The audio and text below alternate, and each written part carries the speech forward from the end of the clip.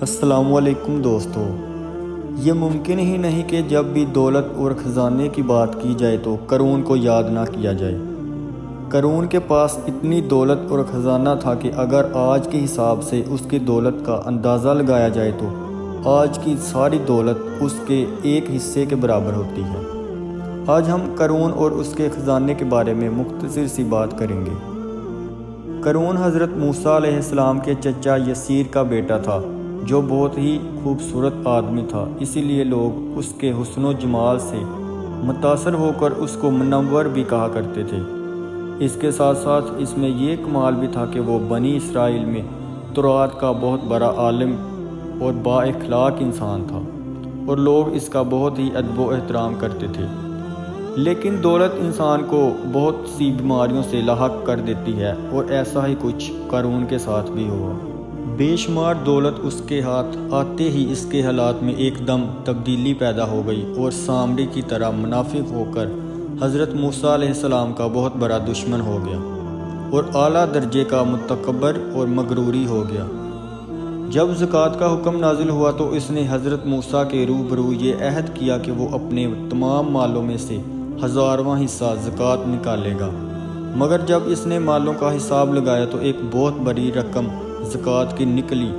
یہ دیکھ کر اس میں ایک دم سے حرص و بخل کا بوجھ سوار ہو گیا، اور یہ نہ صرف زکوٰۃ کا منکر بلکہ عام طور پر بنی اسرائیل کو بہکانے لگا کہ حضرت موسیٰ علیہ السلام اس بہانے سے تمہارے مالوں کو لے لینا چاہتے ہیں۔ یہاں تک کہ حضرت موسیٰ علیہ السلام سے لوگوں کو بدگمان کرنے کے لیے اس خبیث نے یہ گندی اور گھناؤنی چال چلی کہ ایک عورت کو بہت زیادہ مال و دولت دے کر یہ آمادہ کیا کہ وہ آپ پر بدکاری کا الزام لگائے۔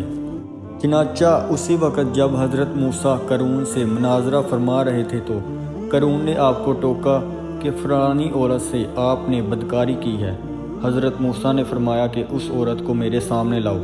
چنانچہ وہ عورت بلائی گئی تو حضرت موسیٰ نے فرمایا کہ اے عورت، اس اللہ کی قسم جس نے بنی اسرائیل کے لیے دریا کو پھاڑ دیا اور عافیت و سلامتی کے ساتھ دریا کو پار کرا کر فرعون سے نجات دی، سچ سچ کہہ دے کہ واقعہ کیا ہے۔ حضرت موسیٰ کے جلال سے عورت سہم کر کانپنے لگی، اور اس نے مجمع عام میں صاف صاف کہہ دیا کہ اے اللہ کے نبی، مجھ کو قارون نے کثیر و دولت دے کر آپ پر بہتان لگانے کے لیے آمادہ کیا ہے۔ اسی وقت حضرت موسیٰ آپ دیدہ ہو کر سجدہ شکر میں گر پڑے، اور بحالت سجدہ آپ نے یہ دعا مانگی کہ یا اللہ، قارون پر اپنا قہر و غضب نازل فرما دے۔ پھر آپ نے مجمع سے فرمایا کہ جو قارون کے ساتھ ہو وہ قارون کے ساتھ ٹھہر جائے، اور جو میرا ساتھی ہے وہ قارون سے جدا ہو جائے۔ چنانچہ 2 خبیثوں کے سوا تمام بنی اسرائیل قارون سے الگ ہو گئے۔ پھر حضرت موسیٰ علیہ السلام نے زمین کو حکم دیا کہ اے زمین، تو اس کو پکڑ لے، تو قارون ایک دم سے گھٹنوں تک زمین میں دھنس گیا۔ پھر آپ نے دوبارہ زمین سے یہی فرمایا کہ وہ اپنی کمر تک زمین میں دھنس گیا۔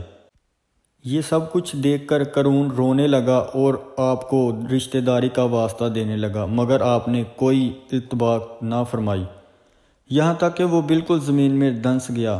2 منحوس آدمی جو قارون کے ساتھی ہوئے تھے لوگوں سے کہنے لگے کہ حضرت موسیٰ نے قارون کو اس لیے ڈنسا دیا کہ قارون کے مکان اور اس کے خزانوں پر خود قبضہ کر لے۔ تو آپ نے اللہ تعالیٰ سے دعا مانگی کہ قارون کا مکان اور خزانہ بھی زمین میں دھنس جائے۔ چنانچہ قارون کا مکان جو سونے کا تھا، اس کا بھی سارا خزانہ سبھی زمین میں دھنس گیا۔